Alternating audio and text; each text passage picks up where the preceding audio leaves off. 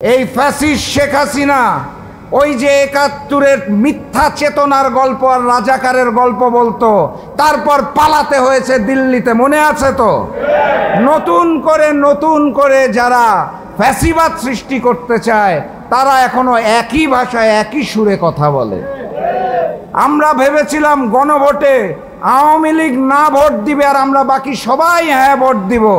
আমি সোশ্যাল মিডিয়ায় দেখতে পাচ্ছি আওয়ামী লীগের সাথে সাথে বিএনপিও না ভোটের প্রচারণা চালাচ্ছে।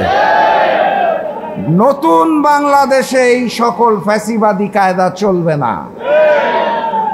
তারা আমাদেরকে বলতে চায় ৭১-এর জামাতকে দেখুন।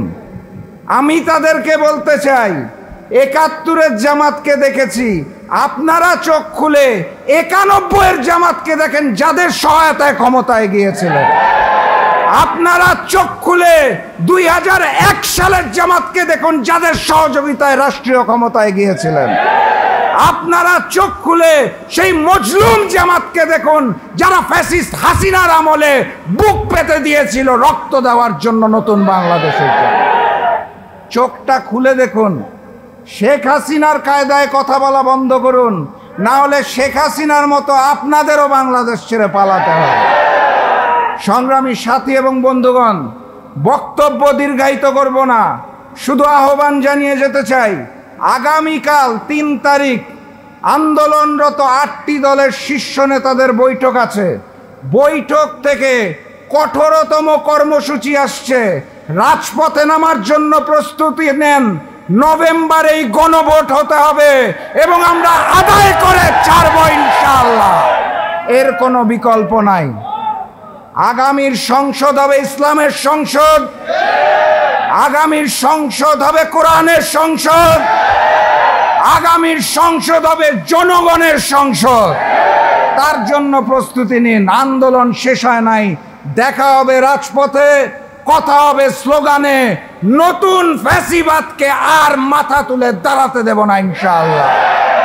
আগামীর বাংলাদেশ গড়ার চ্যালেঞ্জ হচ্ছে, ওই যে হিন্দুস্তানের দালাল ছিল আওয়ামী লীগ, একইভাবে ওই আওয়ামী লীগের স্বৈরতন্ত্র আবার নতুন করে আরেকটা দল সৃষ্টি করতে চাচ্ছে এবং হিন্দুস্তানের আশীর্বাদ নিয়েই শুরু করতে চাচ্ছে। আগামীর বাংলাদেশ গড়তে হলে আমাদের কাঁধে কাঁধ মিলিয়ে ইমানদারির সাথে 2টা কাজ করতে হবে। প্রথম কাজ, যেই হাজারো শহীদের রক্তের বিনিময়ে জুলাই গণ অভ্যুত্থান হয়েছে, সেই জুলাইয়ের সনদের আইনগত ভিত্তি দিতে হবে। আইনগত ভিত্তির জন্য গণভোট জাতীয় নির্বাচনের দিন সম্ভব। জাতীয় নির্বাচনের দিন বিভিন্ন রাজনৈতিক দলের নেতাকর্মীরা নিজেদের প্রতীকের প্রচারণা করবে নাকি গণভোটের প্রচারণা করবে? অতএব জুলাই সনদকে কোনোভাবে অপমান করার সুযোগ নাই।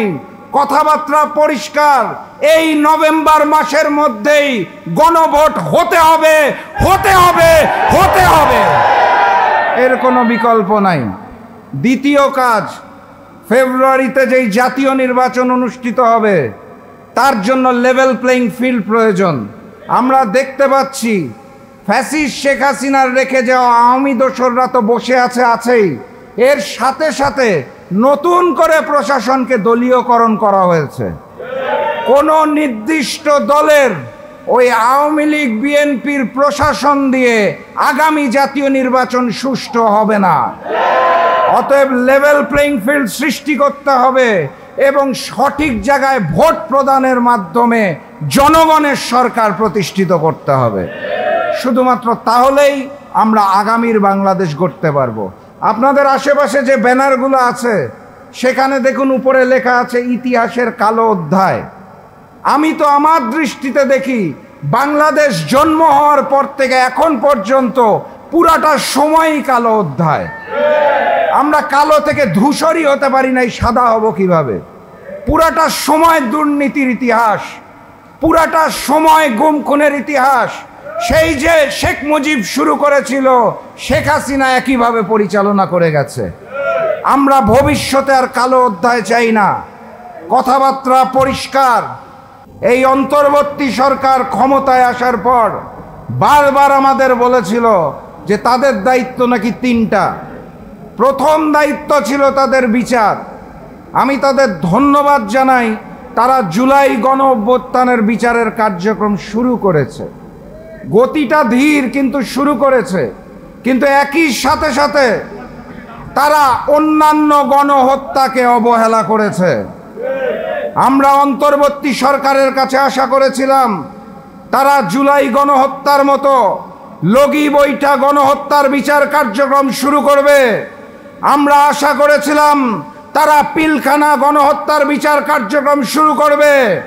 আমরা আশা করেছিলাম তারা শাপলা গণহত্যার বিচার কার্যক্রম শুরু করবে। আমরা আশা করেছিলাম বাংলার মাটিতে মোদি বিরোধী যে আন্দোলন হয়েছিল সেই গণহত্যার বিচার তারা শুরু করবে। আমরা আশা করেছিলাম আল্লামা দেলোয়ার হোসেন সাঈদীর যে রায় দেওয়া হয়েছিল, তারপরে বাংলার রাজপথে যে গণহত্যা হয়েছিল সেই গণহত্যার বিচার কার্যক্রম তারা শুরু করবে।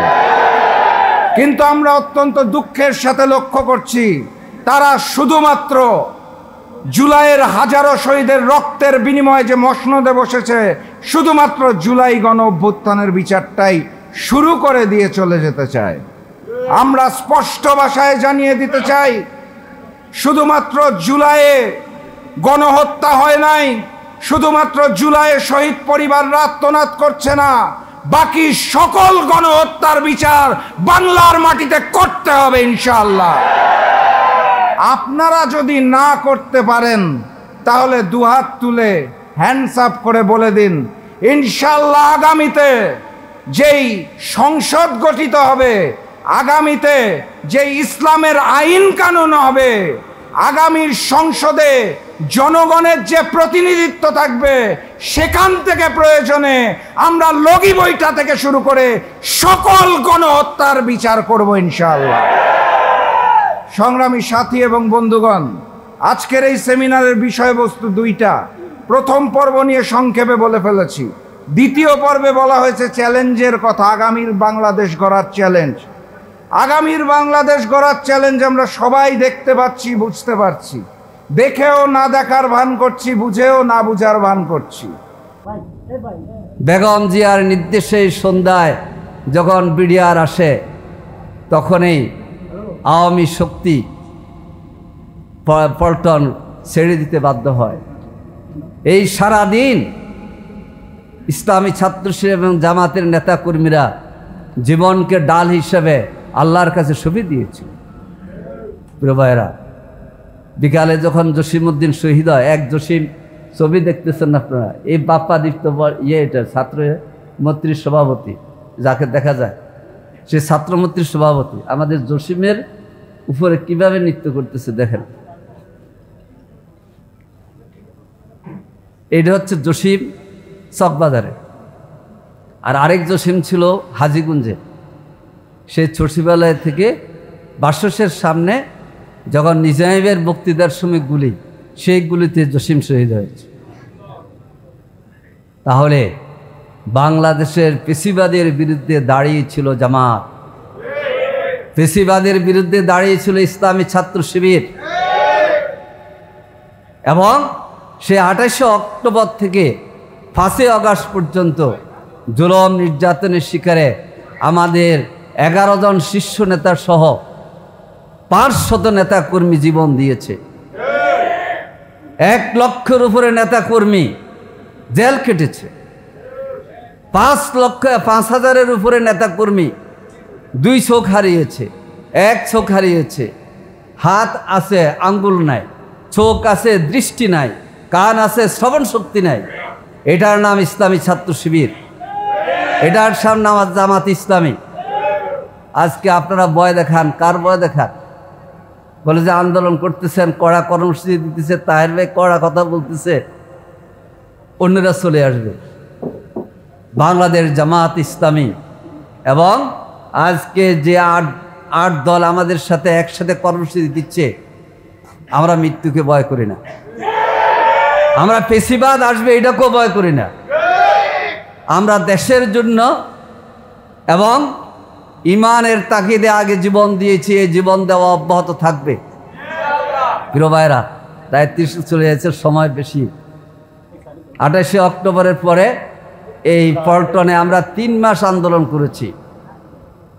একদিকে 14 দলীয় জোট, মাঝে মধ্যে পল্টন আসতে চাইতো, কিন্তু আমরা দিতাম না, পুলিশ মাঝখানে দাঁড়াইতো। আমরা পল্টনের সমাবেশ করছি, তারা ওইদিকে করেছি। এরপরে 111 তৈরি হয়েছে 2011 সালের 2007 সালের 22শে জানুয়ারি একটি নির্বাচন হওয়ার কথা ছিল। 1/11 কারণে সে নির্বাচন হয় নাই। সেই নির্বাচন যদি হতো ধারাবাহিকতা থাকতো। সেই নির্বাচন বন্ডল করেছে যারা, আজকে বিএনপি নেতাদের কথায় তাদের সুর প্রতিধ্বনিত হইতে দেখা যায়। আসুন, বর্তমান সময়ের দাবি জুলাইয়ের গণ অভ্যুত্থানের জুলাই জাতীয় সনদের যে গণভিত্তিক টেকসই গণভিত্তির জন্য গণভোট চাই, অবশ্যই সেই গণভোট নভেম্বরের মধ্যে দিতে হবে। এই গণভোটের মাধ্যমে বিগত 18 বছরে যারা রক্ত দিয়েছে, বিশেষ করে 24শে আগস্ট জুলাই মাসে তাদের আইনি স্বীকৃতি আসবে এবং আমরা সব দল মিলে আগামী ফেব্রুয়ারি মাসে উৎসবমুখর পরিবেশে নির্বাচন করব।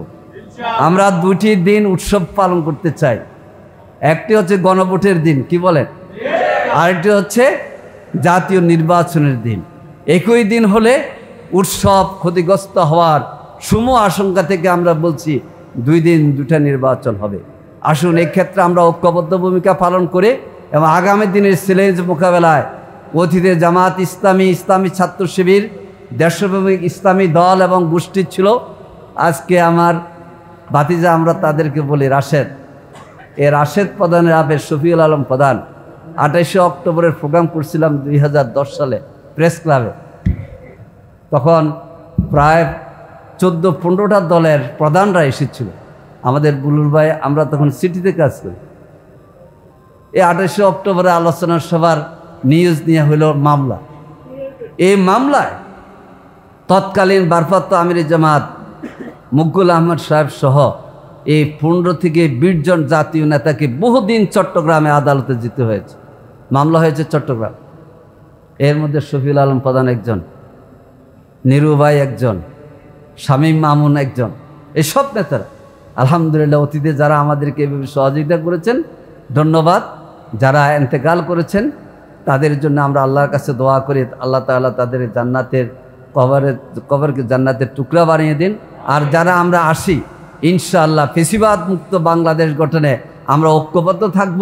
আগামী নির্বাচনে ঐক্যবদ্ধভাবে আমরা লড়িয়ে যাব। আল্লাহ হাফেজ।